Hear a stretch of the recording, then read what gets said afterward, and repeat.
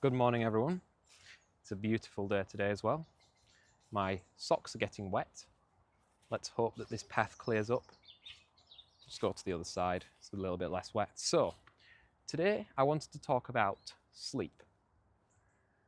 Sleep is very, very important because you obviously need it to do good work. If you're on a, sleepless night like I was a couple nights ago, or if you're sleeping regularly around 4 to 6 hours a day, you're not getting enough, and eventually it's going to catch up. So I wake up at 4 a.m. every single morning, and it is a lot of people can't do that because it's too difficult, right? It's hard to have that discipline, that motivation that when the alarm bell goes, you get up. Especially at something like 4 a.m., which is a time where you often won't have any responsibilities. You don't have to go to work at that time for most people. You won't need to answer any calls or anything like that. So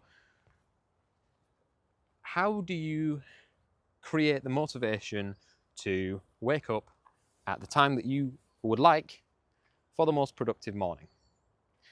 So there are, I believe, 5 things that I wish to talk about. The first one is mobile phones. I know you hear it all the time. Oh, if you want to go to sleep at 9, then stop using your phone at 8. It's harped on a lot, and I'm sure you understand why, but it does work, okay? When I use this technique, when I use this strategy, it absolutely helps to, help me go to sleep early, because obviously going to sleep earlier is what you want to do when you want to wake up early, because if you don't go to sleep early, if you're planning on not giving yourself the proper amount of sleep, then you're planning to fail, because you're just making it harder for yourself, and eventually those long-term effects are going to come up on you and you're going to fail at waking up on time. So don't use your mobile phone. The next thing is temperature. A lot of people don't think about temperature, but you should know when the room is the right temperature, because temperature is very important for sleep. If it's just 2 degrees warmer than your ideal temperature, that can make you start sweating. That can give you problems. That can make it hard for you to sleep. Same with sound. If there's just a slight murmuring, a slight mumbling, oftentimes people struggle to sleep even if there's a fan going on in the background.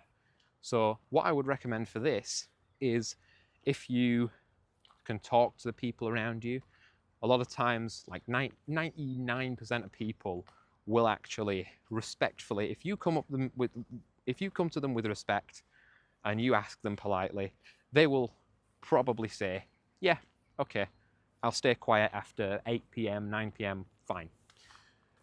If for whatever reason you can't, right, let's say, for example, I live in student accommodation, so I hear noises from the left, noises from the right, noises from downstairs, noises from above and below, noises from the window outside, from the room in front of me. I'm in a room that's literally in the middle of everything, so I hear noises from all around. So what I do is I play a white noise, which kind of masks all the noises into one. If you've ever noticed that you can sleep on like a train, or something that's loud but constant, you can sleep with a fan on, things like that, then you can probably sleep with a white noise machine. I know it's hard for some people, but try it. It might just take a little bit of getting used to. I can almost guarantee you that if you condition yourself enough to sleep in white noise, you will eventually manage to sleep in white noise. You might think, oh, I can't do that, I hate it when a fan's on. Well, just give it a go, okay? There's no harm in trying. So the next thing I wanted to talk about was your routine, okay? When do you eat? How much do you eat? Is it the right amount of food? Do you feel hungry going to bed? Do you feel full? Usually I find somewhere in between is best, but having a set routine each night, this can help you to relax. It can help you to know what you're doing. It can help you to feel at peace that you've done everything you need to do. It can really help.